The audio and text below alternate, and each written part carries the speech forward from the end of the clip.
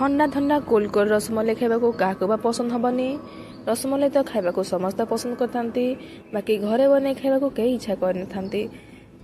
सेथिपाई मु आज नहीं आसी आपण मानक पई गोटे सिंपल वे रसमलाई बनैबा रेसिपी। बिना झिंझटे कम समय कम सामग्री आमे आज बनैबा रसमलाई।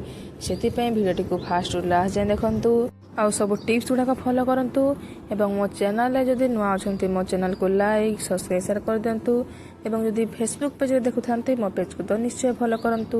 तो चलंतु दर्शक बंधु एबे हम रेसिपीटा स्टार्ट करबा।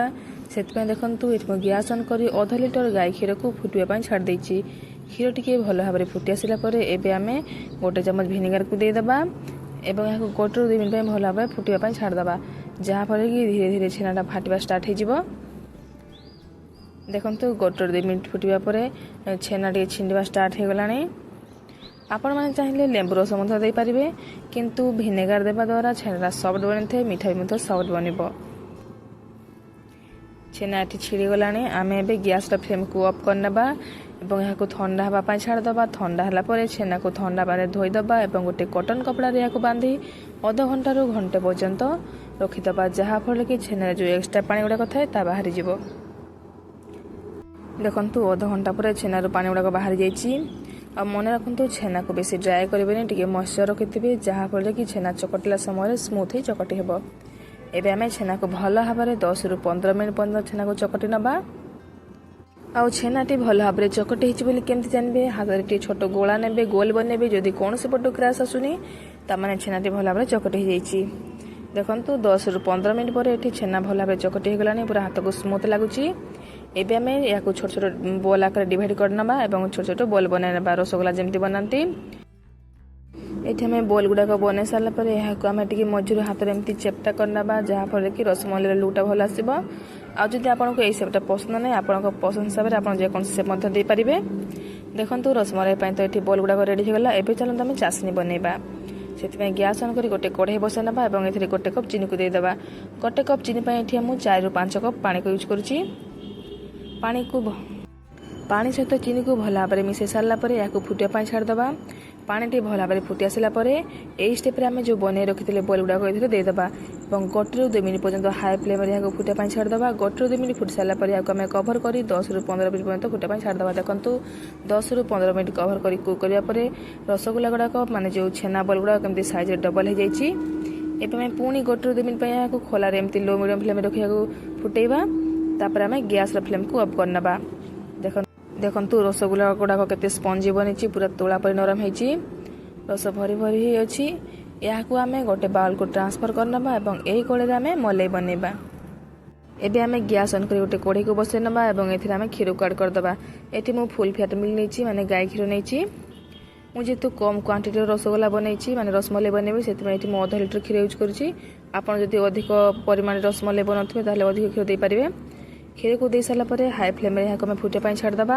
आ जो कोड़े साइड रे जो लागुची मलाई गुडा को या खड़ी कास रे एमती एकाठी कर दियंतु, जहा फल कि क्षीर गुडा को शीघ्र बहलिया हे जिवो। मलाई रेडी हेबा पई एठी टोटल 10 रु 15 मिनिट समय लागि जिवो। देखंतु ए क्षीर टिके एठी बहलिया हे आसिलानी। ए स्टेज रे आमे एठी कलर पई टिके फूड कलर दे दबा। आपण मान पाखरे जदि केसर अछि दियंतु, बहुत हेल्दी रहइबो। आ जदि फूड कलर किंबा केसर किछि भी नाही ताहले आपण मान जानि टिके हळदी मध्य पकई परिबे। देखंतु मो पाखरे फूड कलर थिला तो मो एठी टिके फूड कलर दे दउची, माने पूरा अल्प टिके या को एबे में भला भाबरे गोळी नबा। मलाई गुडा को एठी प्राय रेडी हे आसिलानी। एबे एथिरे आमे चीनी को दे दबा। आपण को जो हिसाब रे मीठा पसंद से हिसाब रे चीनी काड करंतु। एठी मो आधा लिटर क्षीर पई 4 रु 5 चम्मच चीनी को दउची। चीनी को भला भाबरे गोळी सारला परे एथिरे आमे किछि ड्राई फ्रूट्स को दे दबा। आपण जो जो ड्राई फ्रूट्स खाइबा को पसंद करते से ड्राई फ्रूट्स को ऐड करि पारिबे। मु केवल काजू दउची, आपण मान चाहिले पिस्ता आलमंड सब दे पारिबे। मलाई एठी ऑलमोस्ट रेडी हे आसिलानी। ए स्टेज रे आमे जो बने रखितले रसगोल्ला गुडा को ऐड कर दबा। आ मने रखंतु मलाई को बेसी मोटा करिबेनी किंबा बेसी पतला मध्ये करिबेनी।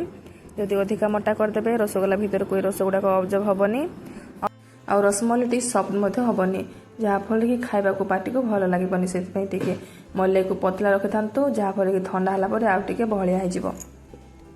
सबु रसगोल्ला गुडा को एठी ऐड कर सारला परे या को हमें हाई फ्लेम रे गोटे 2 मिनिट पई फुटै दबा।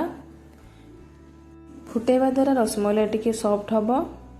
देखो ये रसमलाई भल भाव फुटी आसला। एबे आम गैस फ्लेम को अफ करना।